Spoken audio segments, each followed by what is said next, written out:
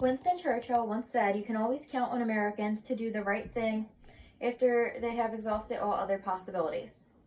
I want you to keep this in mind as I go through my speech.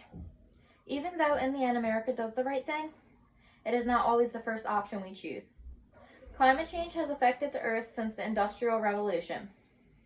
There has been environmental decline since people have been burning fossil fuels and releasing negative things into the environment. As of now, the government doesn't do enough to restrict companies from releasing harsh chemicals into the atmosphere. Before it's too late, Americans need to do the right thing. The 1970s Clean Air Act was the closest thing to legislation to aid in the reduction of pollutants into the atmosphere. However, it was not made to help the environment. Its goal was to aid in public health. New legislation is required in order to create a better future for the next generation and the earth they will inherit. Personally, I want to grow older in an environment that has not seen the horrible results climate change can bring, like heat waves, forest fires, drought, and hurricanes. In just a few short weeks of social distancing, other countries have experienced a healthier environmental impact, like wildlife returning to the coast and cleaner air. Climate change has a bigger impact on our future than we realize. Although industries produce most of the pollutants causing climate change, locally many Americans damage the environment themselves every day. The effects of climate change are advancing rapidly if we don't experience it currently in our everyday lives.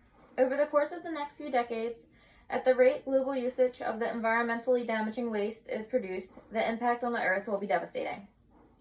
Many economists argue that the unregulated market and underpriced fossil fuels do not reflect the external cost of the environmental damages brought as a result of the buyer-seller transactions.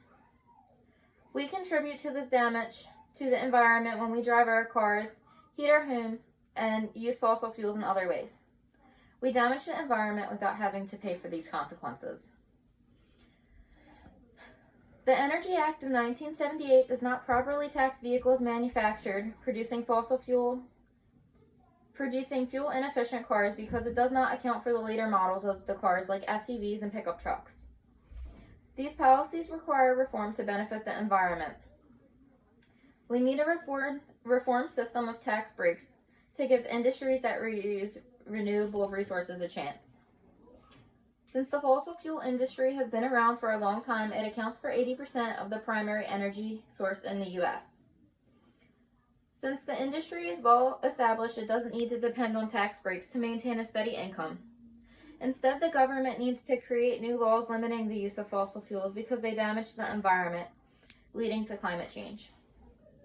Companies are not being taxed properly when they produce gas guzzlers that the Americans drive.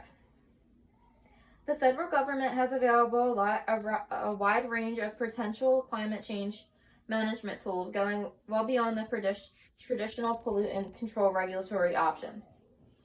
With the current situation, it is the ideal time to enact a revenue and neutral carbon tax.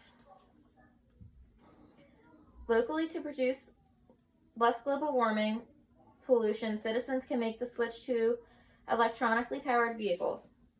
E-vehicles and hybrids have a potential to be nearly emission-free. In China, coal consumptions at power plants dropped by 36%. This makes an epic impact on the environment. Emissions from big businesses are at an all-time low right now, so it is the perfect opportunity to place restrictions on carbon emissions into the environment. Although the epidemic is not the best situation for the Earth, for us, the Earth's environment is thriving. With the results of the survey, many of you believe that the government does hold the power to restrict people on local level and big corporations to maintain the pollution being released. Although many people believe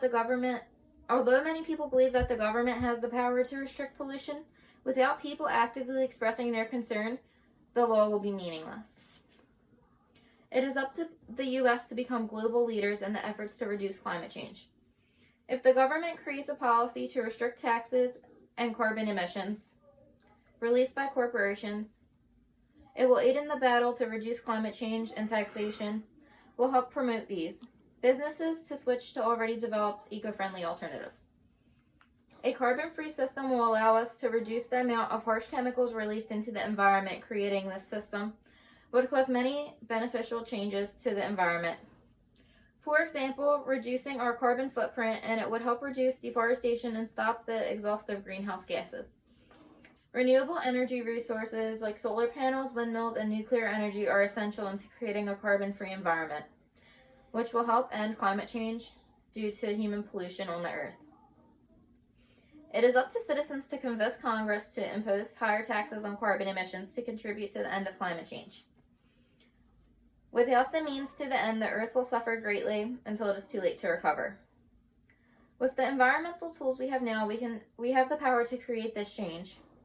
And to amend the earth, the U.S. must start the process in order to create the chain reaction.